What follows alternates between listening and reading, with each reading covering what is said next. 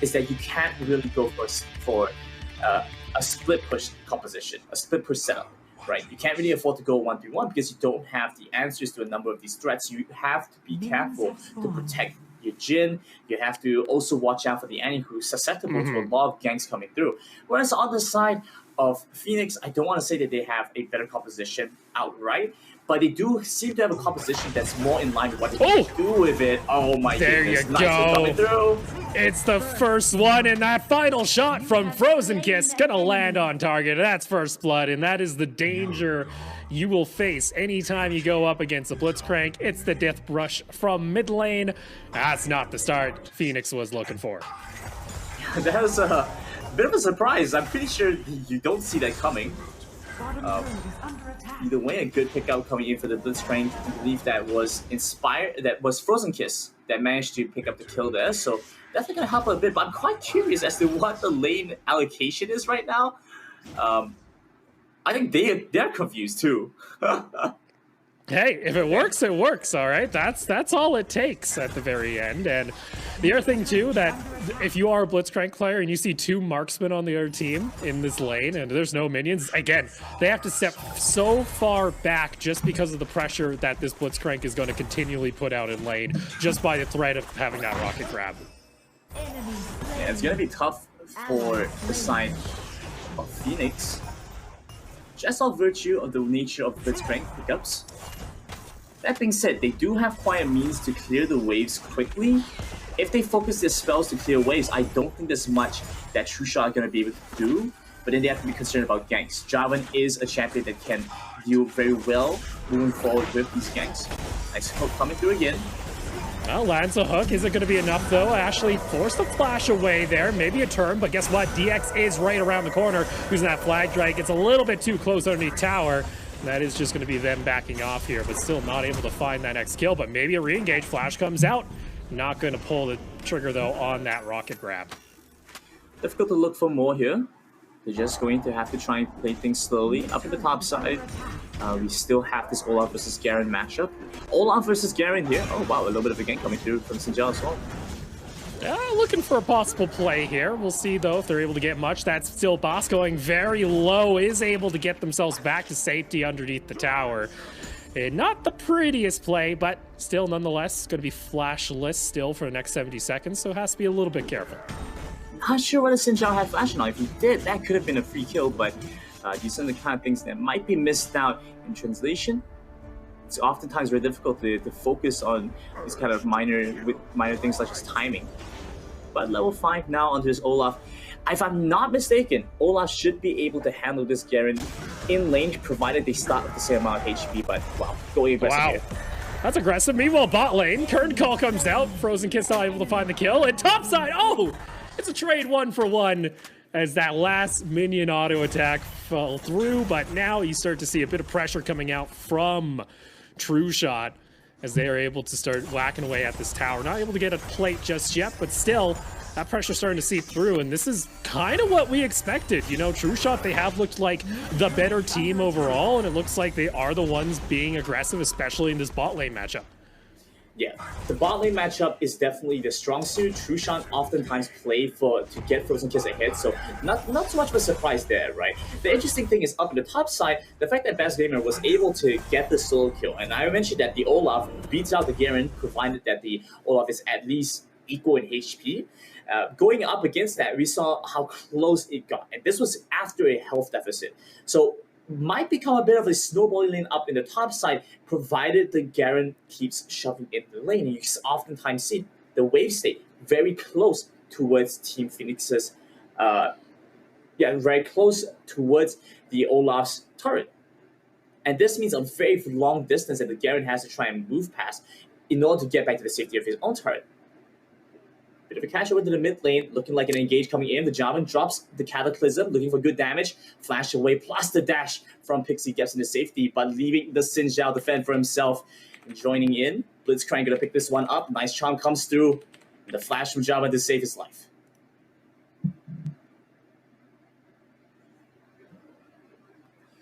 We're gonna take looking pretty decent right now. Thailand, Team True Shot have managed to keep things going in their favor. Now gonna look to try and translate that over into a dragon. Nice catch onto the misspawn shoot. Bullet time not gonna be enough to flash away. A little bit too little. Still gonna get hit up by the Blitzcrank. Damage comes through. They pick up that kill there. And Jinx running for dear life. Meanwhile, Ocean Drake going to be handed over to True Shot. And there you go. Another quick pick, and that translates, like we've mentioned before, the objective's key here for teams that want to close out games pretty effectively. And there you go, first dragon on the board here for True Shot, and it's looking pretty good, especially via this bot side. And heck, top lane is not all that bad either. Basta, though, Boss might have to back off here. Doesn't pop the ultimate, actually did have it available, but decided didn't need to use it. Was happy soaking up some damage as they're just going to be able to stay safe underneath that tower. Right, and things aren't going too great for the Garen here. You have to be very careful and very aware of when the Olaf will potentially try and run you down. The fact that you don't have Rift Herald means they're just probably going to get a little bit of damage onto this turret, maybe get a plate, but they still have to be careful moving into this, that they don't end up overextending and overstaying up in the top side, because this gives Annie free time to farm. Annie might not have the best wave clear, but you give her enough time, she will be able to clear out the waves and get to your turret. And with the Tibbers especially, very effective at clearing out and taking down turrets. Oh, look at that though. Almost a full combo coming out here from Diaz in the mid lane. Is it going to be enough? Yes, it will. As there you go. It's going to be that solo kill. Meanwhile, bot lane though, Frozen Kiss starting to get really big here on the Jhin. Kern Call once again going to be popped. Only one may survive here. There's your final hit. Does the first one connect? You damn right it does, as that's a killing spree for the Jhin. Great plays coming through overall, and just being able to constantly apply pressure in the lane they know they have to. Woo. Flashing in, going in for the kills, knowing when they have the windows to do so. They sack the top lane, they leave Olaf to his own devices. Meanwhile, they focus down to the bot side. Dixie doing well in her lane individually, but if she can't translate the pressure to the other sides of the map, then she isn't going to be able to provide relief for her team. So now here we go for True Shot. A lot of hopes for this first win of the day. Going to be put here onto this Jhin. We'll see if Frozen Kiss is going to be able to perform when they need to. And so far, so good. 9-4 your kill count. Rift Herald is up on the map, so I'm interested to see now that that bot lane has been taken already, if they start rotating this bot side and start trying to take more objectives off the map before Phoenix can really scale up.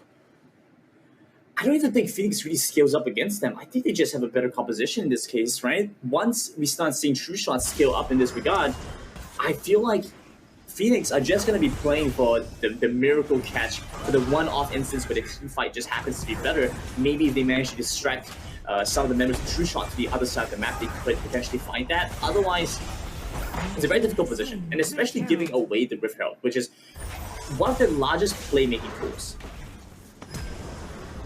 Speaking of playmaking, that's going to be Cataclysm and the Bear being dropped here by the side of True Shot. Really looking for a play. I don't blame him. If you're able to find one here, you can easily translate that into another tower with this Shelly in hand.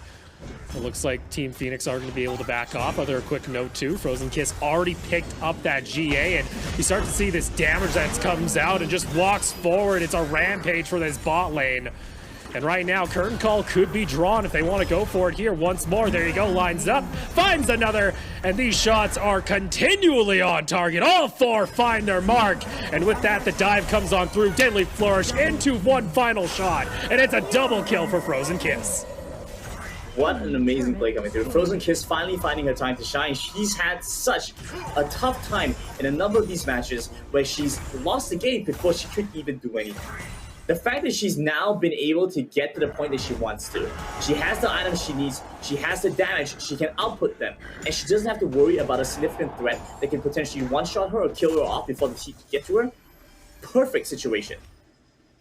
And there we are, 12-4. Rift Herald still in hand as well. They didn't even have to use it for that top-tier tower.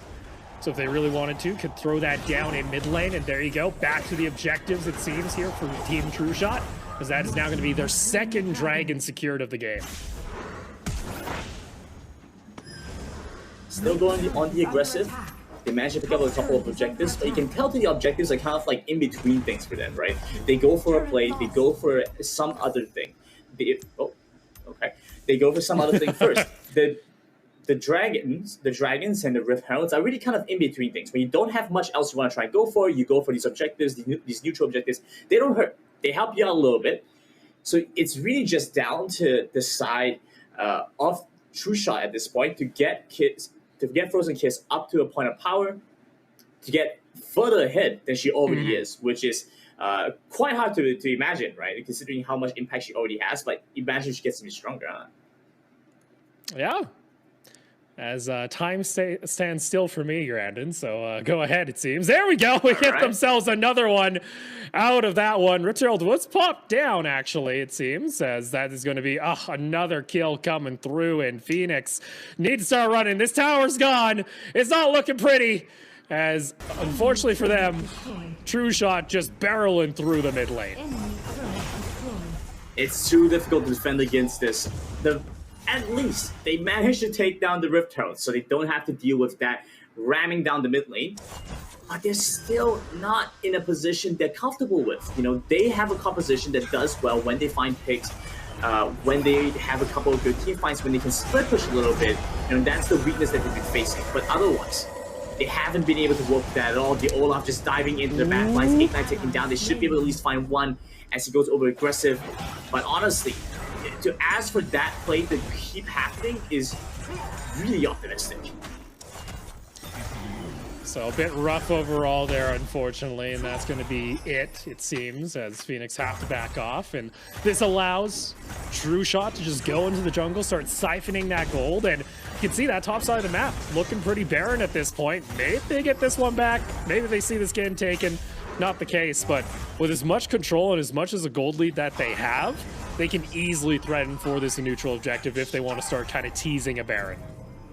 I'm still curious about this Annie pickup because Annie hasn't had that much impact in the game. I feel like, yeah, it has been able to deal decently well in the mid lane, but of course Ahri, if I recall, has managed to find a couple of solo kills onto the Annie. So it's kind of an open question for me. Why exactly have they decided to go for this Annie?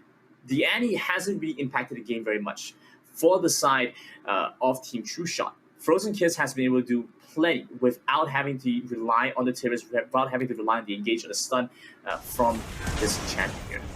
Oh, we'll see here. Can they turn this around? Yes, they can. The dive onto that Annie doesn't pay off. That's going to be now this Jhin pretty much going unstoppable, untouchable, it seems here. And looking very good here for the Thailand-based squad. Is now a quick rotation to the top side of the map if they wish to go ahead and threaten and get themselves another pick. And it's just rotations after rotations and just a building of this gold lead as Hook only finds themselves some crux.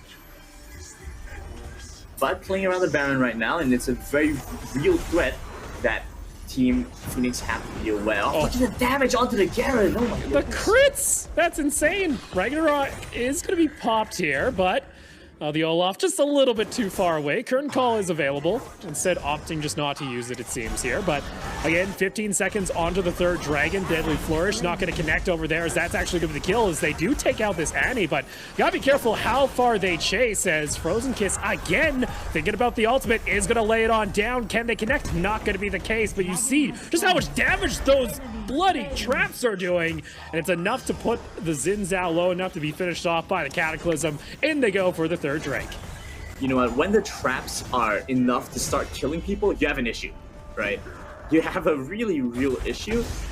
The fact that the Jhin has managed to reach this point of power without dying, without even being in threat to lose the Guardian Angel, is a really bad message for Phoenix, right? Because the rest of the team, they can't do much. When you're running a Jinx, when you're running a Misfortune, you have damage, but these kind of damage over time. You don't have means to really kind of burst out the Jhin. And the only person that can do that right now is DS.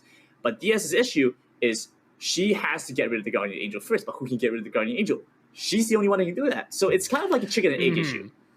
You know, she has to be the one to get rid of the Guardian Angel and get the kill, but she can't do both. She has to do either one. So you don't have enough of a secondary threat to really be meaningful enough to take down the Jhin in this case. like, unless the Misfortune is able to get a full bullet time off and not get interrupted, which in itself has looked pretty risky for the amount of dives and just the, you mentioned, like, you know, maybe this Annie hasn't been doing a whole lot, but that's always the threat, is that you can just lay down a Tibbers onto the back line if they feel too comfortable, and it completely disrupts Phoenix's game. And now you see, oh, unfortunately here, up and toward the top side, it's just not looking that pretty. They are going to try and fight it back. We'll see. Cataclysm, though, brings the health bars down. And again, it's a legendary Jhin at this point. A flash on forward, trying to finish it off. In comes that current call once more. It's a triple kill in the end, and oh boy, it is a slaughter. 21-6, and Baron now on the table for True Shot.